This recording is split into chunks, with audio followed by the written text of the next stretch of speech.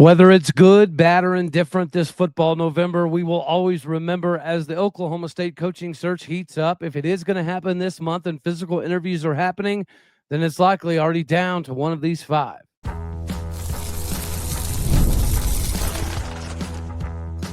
You are Locked On Oklahoma State, your daily podcast on the Oklahoma State Cowboys, part of the Locked On Podcast Network, your team every day. Welcome in all of our Big 12 brethren. A shout out to all the regulators out here. Welcome back to Locked On Oklahoma State, your top stop for all things Cowboy and Cowgirl related. My name is Cody Stovall. I want to thank you kindly for stopping by to make this your first listen. We're available on all of your podcasting platforms, visually as well on YouTube. Find me personally on X at Aldeo State. Today, we're partially brought to you by Game Time Tickets. Download the Game Time app, create an account, and use the code Locked On College for $20 off your first purchase. Head on over to Game Time Tickets today. Meanwhile, we get to slide into this coaching search. And if it is going to, in fact, be this month, like we're telling all of the recruits, then we've probably already narrowed it down, which is kind of crazy to think with so many openings transpiring right now and even more popping up as the season progresses. It would be kind of insane that Oklahoma State's already likely identified who the top five is going to be. With that being said, let's go over some of the top five names from my perspective with some of the things that we're seeing and hearing out here. Number five for me has to be the former Kansas State quarterback, Colin Klein himself. Yes, he comes with some limitations. Not being a head coach, which seems to be part of the Chad Weiber criteria, is important, and he has not been that yet. He has been, obviously, a legend at Kansas State as a quarterback. He was a co-OC, then the OC, quarterback coach, all at K-State. And then he's been at Texas A&M for a couple seasons now. And clearly, what the offense looked like this previous season under Colin Klein, very effective. And this year, Texas A&M is one of the top three teams in all of college football. And you can't just bypass all of that. Obviously, the downside for Colin Klein would naturally be whenever the day comes that Kansas State becomes available, he's likely to leave no matter where he's at, whether that be Oklahoma State, A&M, another spot. If the K-State job comes open, and with the fluidity within the coaching realm right now, you don't have a long leash. You would assume that K-State and Chris Klieman will be a little bit different. But I think externally, people outside of the Big 12 country would have also thought the same about Mike Gundy at Oklahoma State. So it is a very fluid situation, and you don't know what's going to happen. But it seems as though right now K-State's in a good spot, but it's not always going to be that way, and you can't bank on it from one year to the next. Number four on my list has got to be the Cowboy coming back home, Jim Knowles. And, he's a little quirky, which I don't know how that would translate to being a head man. Worst case scenario, I think it would be great to have him come back as a defensive coordinator. He went to Ohio State to win a national title. That's why they brought him there, and that's precisely what he was able to do. So he's got that already kind of out of the way. It's time to come back home, coach. And you do have to respect the fact that somebody like Jim Knowles is a tactician when it comes to putting the defense in the best positions to be successful. And realistically, at the end of the day, that's all coaching is. It is putting your players in the best positions to be successful. And that is something that Jim Knowles has always been able to do, whether it be at Duke or Oklahoma State or Ohio State. There is going to be, some conversations whenever the Penn State season is over, if he's somebody that needs to be retained. However, the limitation for Jim Knowles staying last time is not the same limitation. And one of the things that prevented him from staying in Stillwater is one of the things that will now bring him back to Stillwater because he's got a lady in his life that is from the Stillwater regional area. So I do think that would be a good connectivity point for Jim Knowles.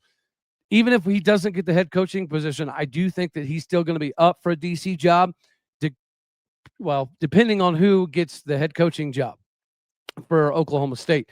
But I think all of us would like to see Jim Knowles come home. He went off to accomplish some things. He accomplished those things. There's some turmoil at Penn State. Come back to Oklahoma State, have some stability, and recreate that magic that was the 2021 season. And if you're the head coach, well, then you get to bring your own offensive coordinator with you, so the offense doesn't leave you hanging 24/7. Next up for me, number 3 on the list, it's got to be Zach Robinson. I know he went from number 1 to number 2 to number 3 to he's off of some people's top 5 boards. Evidently, some of the conversations and interviews haven't gone swimmingly. I don't necessarily know if that's a Zach Robinson thing. There has been some, at least conversations floated that Zach Robinson's not done with the NFL yet, and he feels like potentially if he were to leave now, that would be a little bit too early. There is seemingly some thought process that he wants to interview for a head coaching job. I don't think the Tennessee Titans would do it. The Miami Dolphins job isn't exactly open. Even if it were to be open, I don't know that they would go for, another offensive coordinator that's just kind of, new, right? Mike McDaniel's not working out for Miami. And likewise with Tennessee, I don't know if they're going to be willing to go get an up-and-comer that's only been a coordinator for a few seasons. That's the downside to him being at Oklahoma State, is he doesn't have that head coaching experience that seemingly Chad Weiberg is coveting a decent amount. However, the recruiting landscape would change pretty tremendously for Oklahoma State. It doesn't mean that it's going to translate to wins, but I do think that out of all of the coaches that we could potentially talk about, the one that would probably slide in the easiest from a recruiting standpoint and instantaneously uptick our recruiting quite a bit would be Zach Robinson, just because the Des Bryants and the Russell Okungs and the Kendall Hunters at his disposal that he could send out on the recruiting trail for us not only would be beneficial, but that's something that obviously guys like Des Bryant have already expressed interest in. Some of the former alums that I've talked to that played with Zach or kind of around that time, they all agree that from that standpoint, Oklahoma State would be successful getting into upper echelon, 4-star consensus talent. That's going to be pretty easy with a guy like Zach Robinson if you have Des Bryant at your disposal. But at the same point in time, there is a lot of unknowns that come with Zach Robinson, which is why he has slid down this list a little bit. All right, now we got to go with number 2, and this is kind of a new ascension on the list, but that is Eric Morris, the former Texas Tech wide receiver that played under the legendary Mike Leach, has been doing some very impressive things at North Texas. Geographically, obviously, the recruiting would work out well for him. Being from that Texas area is huge. Him going to Texas Tech is going to be massive for him. He has been very successful in obtaining quarterbacks because not only was he Patrick Mahomes' quarterback coach, he was also Cam Ward quarterback coach and the guy who found him. He was also the guy who found John Mateer. And since he's been at North Texas, that mate maker dude, he didn't even coming into this season was not on anybody's radar because he didn't even really start a whole lot in high school. So that Wastemaker guy was a very big unknown. But Eric Morris clearly saw something in him that now has them as the number 2 scoring offense in the country, like number 4 total offense in the country. And again, I think the geographical footprint that he's already been able to kind of implement would be huge. Oklahoma State has a tradition of proud quarterback play that Eric Morris would be able to accentuate. I think if you saw the uptick out of Zane Flores this previous week, and if you're still yearning for some more of that Haas Haney action, if either one of those two gentlemen were to come back, if Eric Morris decides that he's, an adequate quarterback to be the guy, there's not very many people in the country that would be able to get the most out of a quarterback than Eric Morris. All right, number 1 on my list, probably no surprise here, Alex Gulash. Why? Because we've talked about him before. Him having some ties back to Oklahoma State, 2008. I do indeed believe his wife is even from the Stillwater regional area as well. So that would be something that's big for him. The Russian come back to Stillwater, Oklahoma, where he realistically got his Power 4 start in 2008 at Oklahoma State. He then went on to be the running backs coach at Toledo, tight ends coach at Toledo, tight ends coach at Illinois, running backs coach and tight ends coach at Illinois, goes to tight ends coach at Iowa State. He's the co-offense coordinator, tight ends coach at UCF. He's the offense coordinator, tight ends coach at Tennessee, 2021 and 2022. Took the head coaching job at USF. Before he took over the previous 3 years, they were like 4-27 or something to that effect. His first 2 seasons, they go 7-6. This year, he's got him at a 6-1 clip. It's been very impressive what he's been able to do in a very short order. He's a program builder. I think that's why he's number 1 and Eric Morris is number 2. Those guys have proven to be hot commodities and they can build programs from the ground up, because North Texas wasn't exactly killing it before Eric Morse got there. Matter of fact, they were kind of trending in the wrong direction. So you got two guys that have remarkable recruiting acumen. Alex Golesh even was one of the top recruiters when he was at Tennessee as well. And the development at quarterback from Eric Morris is certainly something that we should be excited about. They're both individuals that have built some programs. They're both individuals that have the ability to orchestrate the offense through the quarterback. And then Golesh, I think, even has a little bit of a deeper avenue recruiting the areas of Florida and Georgia and things of that nature. So that is my personal top five. Obviously, let me know down in the comments section what your thoughts are. Would you throw in some people, take out some people, get rid of some people, so on and so forth? Naturally, Oklahoma State football season hasn't gone super well, but it doesn't mean we don't still have some all Big 12 performers. And speaking of all Big 12 performers, what we just did to Oral Roberts definitely has you pumped up for basketball. Right now, we got to talk about the bee's knees for all your betting needs, which is FanDuel. The NBA action is here, and there's not a better place for you to get in on that action than with FanDuel, the official sports betting partner of the NBA. Even if you miss the start of the game or you just want to ride the hot hand, FanDuel has live bets on everything from who's going to score the next bucket to who's going to lead the fourth quarter comeback. Plus, you can also even combine your live bets into the same game parlays for a shot at a much bigger payout. It keeps every game more exciting because your investment level is that much deeper, especially when your team is the one making the late push. So right now, FanDuel is giving new customers $300 back in bonus bets when your first $5 bet is a winner. Make sure that you head on over to FanDuel.com to sign up and play your game with FanDuel, the official sports betting partner of the NBA. Next, we get to jump in. The Cowboys have not had a wonderful season. We all know that. But it hasn't left us devoid of talent. We talk about some of the cornerstone pieces that the Cowboy culture guys need to roll into this next season. Thankfully, Parker Robertson was just added to the Brian Burlsworth Award for the best player in the country that began their career as a walk-on.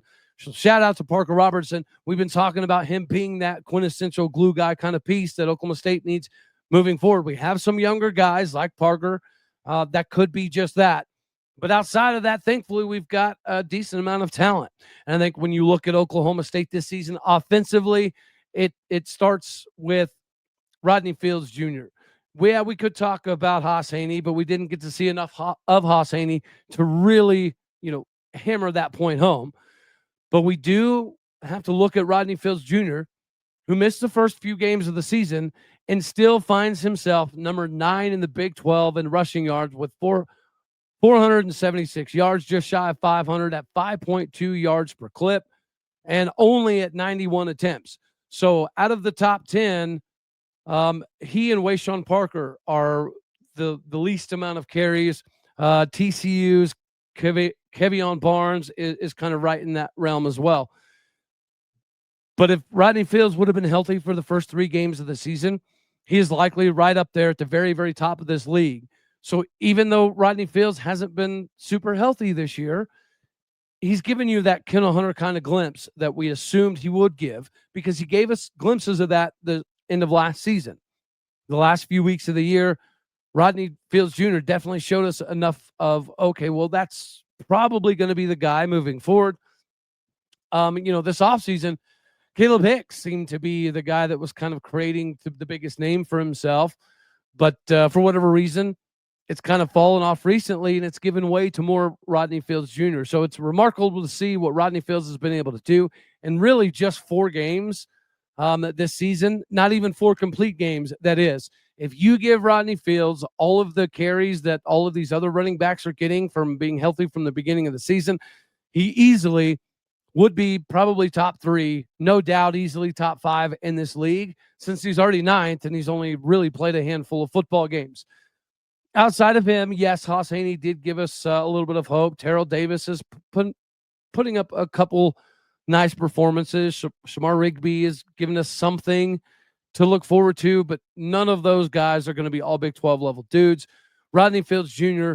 definitely has the capability of being one of those guys. Defensively for Oklahoma State, of course, Wendell Gregory. Wendell Gregory's one of the baddest mamma jammas in the entire league. Wendell Gregory at this current moment is still top 25 when it comes to tackles on the season. I'm sorry, tackles for loss. He is number 4 in the Big 12 with tackles for loss. Wendell Gregory has been able to help Oklahoma State with 10.5 this season. Obviously, sticking in the same vein, Wendell Gregory has been the mainstay for Oklahoma State, getting in the backfield, not only in tackles for loss, but he's also number 22 in the Big 12 was at sacks. And then he passes defended. Oklahoma State doesn't have any guys, but Cam Smith's had a pretty nice season. Interceptions. We haven't had one since the beginning of the year. So I think defensively, another all Big 12 caliber dude is going to be Brian McCoy. Brian McCoy is still top 25 in tackles in the conference, much like Wendell Gregory. But Brian McCoy, currently sitting at 57 tackles, is still top 25 in the conference. So he's another individual that is probably going to get at least some consideration for the all Big 12 team. And then last but not least, I think if you have to go with, a freshman, guys, Tajay McCoy pops up on some places that are kind of crazy thinking about it, because he didn't get an overabundance of playing time. But when you're popping up as number 1 in the Big 12 in fumble recoveries, yeah, you probably deserve some mention. And then forced fumbles, Tajay McCoy is currently number 23 in the Big 12. And even on top of that, fumbles recovered, Tajay McCoy is number 10 in the Big 12. So Tajay McCoy has been earning more and more playing time, and it's been pretty impressive. So I think that offensively, Rodney Fields Jr. is definitely in the running for Oklahoma State's lone recipient to make it on the All Big 12 team. Maybe not obviously first team, but he's going to have a shot at that kind of third team range. Defensively, Brian McCoy should make the squad, whether it be first, second, or third team. And then Wendell Gregory is going to have the opportunity to be in the running for a first team All Big 12er. Wendell Gregory might even be at least in the running or in the conversation for newcomer of the year in the Big 12. That's how big of a season Wendell Gregory's had for Oklahoma State. Whenever he decides that he's going to make a move, he absolutely shoots out of a cannon. He's good at diagnosing the plays. He's pretty decent at contain. I'm sure that he could utilize better hand fighting techniques, and that's something that he'll be able to, grow within his game, hopefully at Oklahoma State. Because I think if you look at what Brian McCoy's been providing and you see what Wendell Gregory does, Wendell Gregory fits that Nick Martin kind of void. Brian McCoy has had a pretty good season. Brian McCoy was likely to be that Nick Martin level of dude. But Wendell Gregory stole the show. And then got to give a shout out to Tajay McCoy. He's kind of one of those guys that is quietly just going about his business, and he continuously keeps popping up on the stat sheets. So let me know down in the comment section what you guys think about this all Big 12 stuff. Do you think Rodney Fields legitimately has a chance to make it on the second or third team? Honorable mention, maybe somewhat feasible. It's crazy to look at the top 25 in the Big 12 and not have any wide receivers, absolutely zero. That might be more depressing than the Cowboys' current football record. The inability to lean on a top-end wide receiver is pretty crazy. At least we have that at the running back position. The problem is Rodney Fields has been so banged up this season, nobody's really gotten to see a ton of him.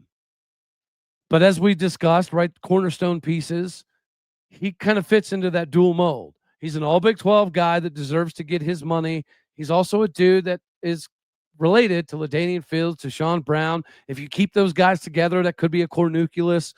Wendell Gregory absolutely needs to be a part of that conversation.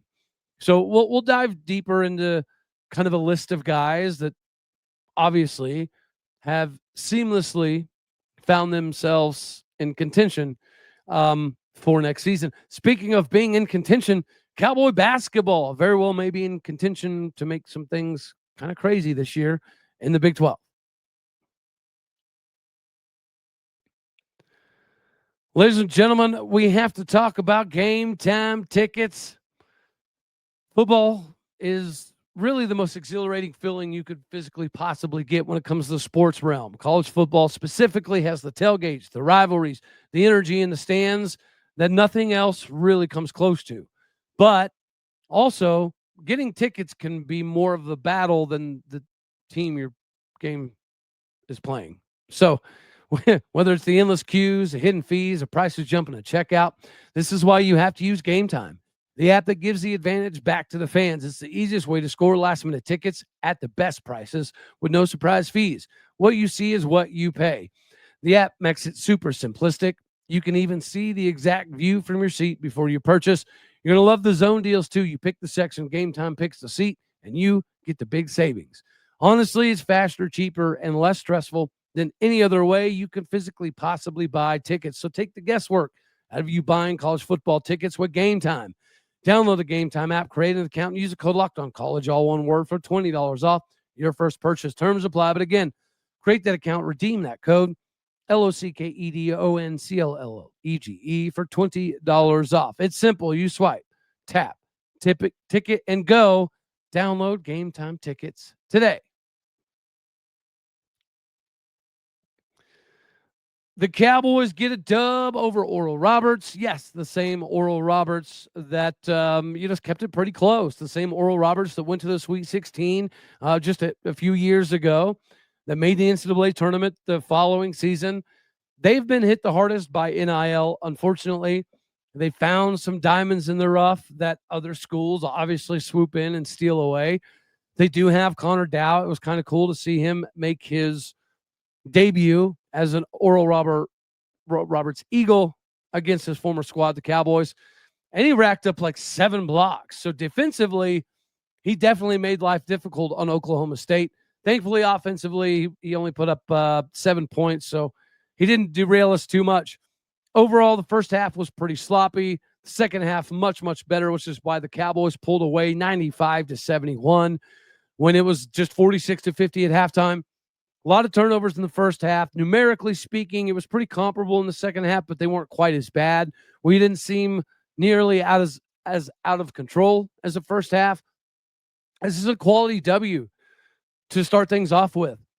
Victorious Miller, shout out to No Limit Records, drops 21 points, and he's the first Cowboy to score over 20 points in his debut since some guy we've all heard of named Cade Cunningham. Ryan Crotty, the specialist, got the start, puts up 7 points. Jalen Curry puts up 13 points.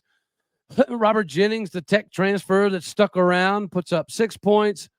Andre Vukovic puts up 11 points. Christian Coleman, the UAB transfer, gets his first action, 15 points. Kanye Clary was really good at facilitating, driving, dishing, getting out to the outside.